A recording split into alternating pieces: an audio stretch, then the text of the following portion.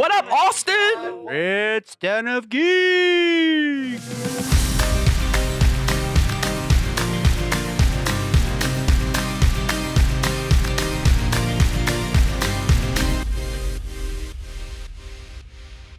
Hi, welcome to the Den of Geek. Thank you, David. Hi. Since most viewers who watch this obviously will not have seen the movie, how would you describe My Dead Friend Zoe? My Dead Friend Zoe, it's a film about family. It's a film about friendship. It's a film about how loyalty in a friendship can sometimes become toxic. It's about grief and processing grief and when to give yourself permission to move on, and maybe how to honor the folks that you've lost is maybe by moving on. But the funny thing is it's about veterans too. And it's not a typical story about veterans where we're broken, because most of us are not. This is just a film about people, and they just happen to be veterans, portrayed by these lovely people here. It's a dark comedy, and yeah, I'm just really excited for people to see it. I don't really think there's a film about veterans specifically out there like this. So I'm really excited. Kyle, you've said in the past that this film began for you as a mission assignment from your battalion commander you served with. Could you talk about how that mission began? Yeah, feels like a lifetime ago, but I was a young sergeant in the Army in 2004, and we were all getting ready to deploy to Iraq. I was supposed to get out of the military, but we got stop-lost, so everybody has to go. You don't get to get out. But my colonel called me into his office one night late, and he said, Sergeant, I've seen your films. I was making films on the side about jungle warfare training and our airborne operations. And he said to me, I think maybe you're meant for something different than going to war with us right now. So I've made an exception for you and only you to get out of this deployment. You're going to find the best film school in the world. I don't know what it is, but I'm going to check. You're going to graduate top of your class, and you're going to pay it back to your battle buddies by telling the soldier's story. I saluted him, and I said, yes, sir. And I was gone, and I was make my way. So fast forward, come into USC using the GI Bill. I ended up getting called to go back to Iraq, back in the Army, so I had to do that. But all of it was this mission that this colonel put me on, was to be a voice for veterans, for soldiers. And it's just an honor, because it's so rare for any of us to get to write a script and direct a script of our own. So yeah, I really see it as a mission to be able to tell our own story. Has this colonel seen the movie yet? He hasn't. His name is Daniel C. Griffith. I have not had his contact information for a decade. I've been looking for his info. He went on to the Pentagon, I think, all these things. This article came out in Variety 2 days ago. I haven't told you guys this. I got an email from him yesterday out of the blue. So in 10 years, I haven't been able to find him, and he found me in one day. And he said, hey, Sergeant, I saw your article, and I'm glad that you stuck to the mission.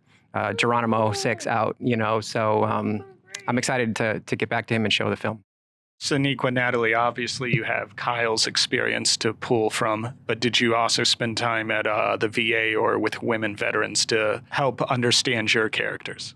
We spent a little bit of time with some veterans that Kyle introduced us to, which was great, and we did ask a lot of questions. For me, this got put together really, really quickly, so we didn't have a lot of time to prep before it, and also it is an indie movie. It was pulled together with indie resources, and we got to going really quick, but luckily we met some amazing veterans through Kyle that were able to share their experiences with us, and some of them are in the movie.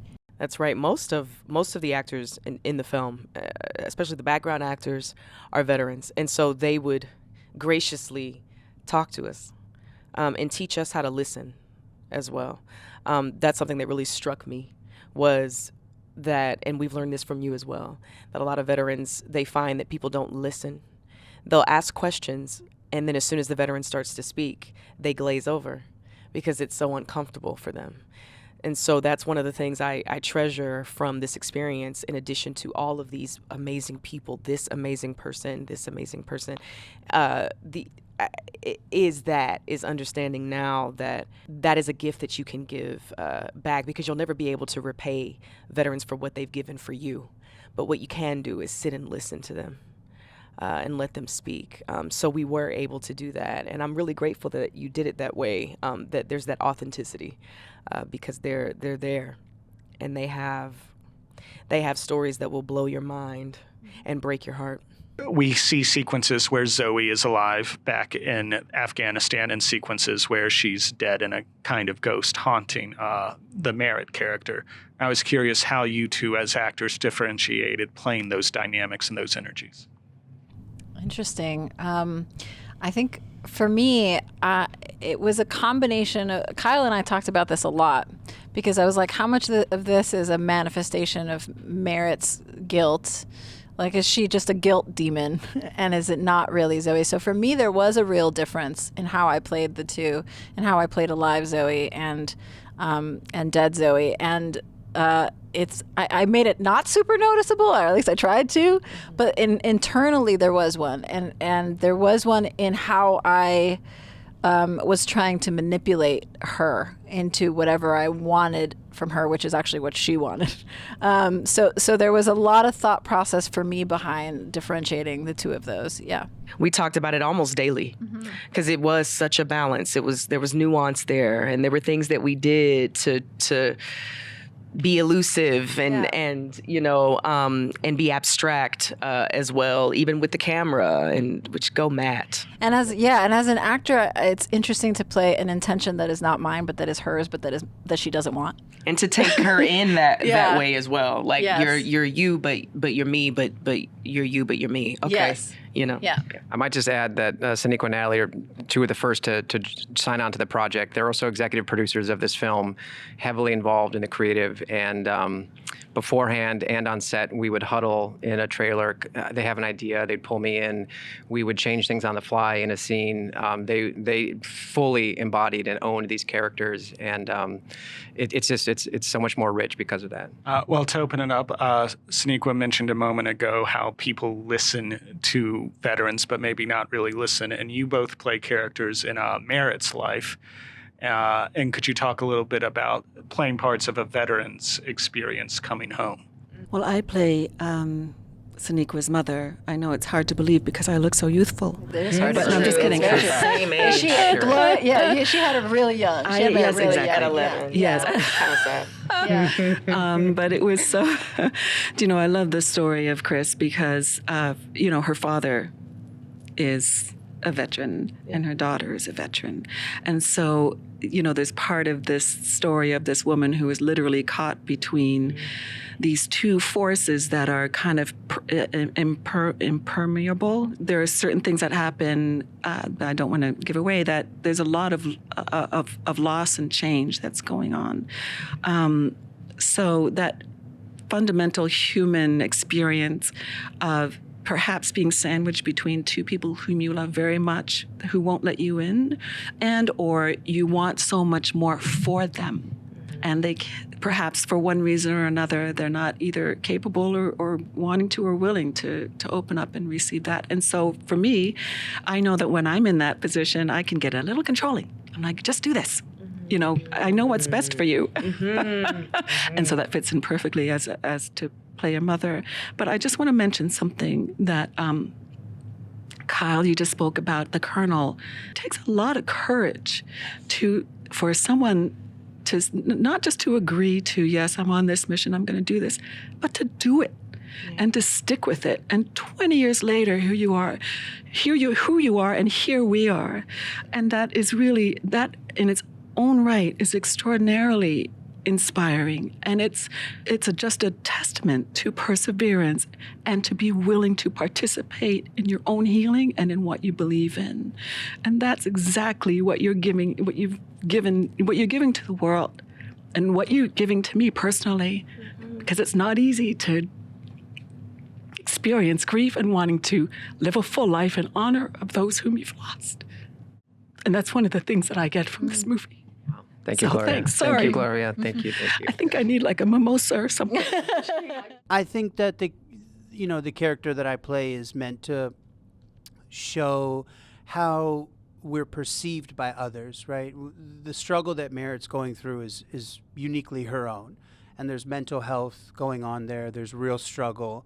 And my character sees her for who she is, not who she perceives herself as. So there's a light, there's a silver lining, there's a sort of there's a chance for freedom that she's not giving herself, that I think my character and Morgan's character both present for her, which is there's a light. There's also a light at the end of this experience, and hopefully we can show people the struggle and the hope in the humor. And I think that's sort of what I'm there to do. I'm sort of there to smile and give her a chance at something hopefully brighter after such a dark period in her life. But the movie's funny. Yeah. I was just going to shout out movie's to a lights up a comedy. room too. Shout So out Yeah. to just Utkarsh and Natalie for bringing levity to this film specifically. It was so important to me to make this a dark comedy because the rest of the world perceives us as so serious. Why so serious and stoic? And sure, there's a part of that, but we're funny. We tell so many jokes, so it had to be embodied by funny people. These are incredibly funny people, but they can do both. Utkarsh was just saying there's no box. They can do both. Yeah, And well, tragedy and comedy often live in the same space. And the way that most of us who have dealt with extreme trauma deal with it is by laughing right in its face. And I think that we experienced a lot of that on our set. Kyle, a large dynamic of the film is the relationship between Merritt and her grandfather, who is played by Ed Harris. And for you, is it important to just show maybe the difference of the generational experience for Vietnam veterans versus Iraq and Afghanistan veterans? I'll start by saying Ed sends his best. Ed is on a film in London right now. Ed also was one of the first to sign on, also an executive producer. He would be here if he could. The character that Ed plays, his name is Dale. He's a retired colonel. It's Merritt's grandfather. It's Gloria's father.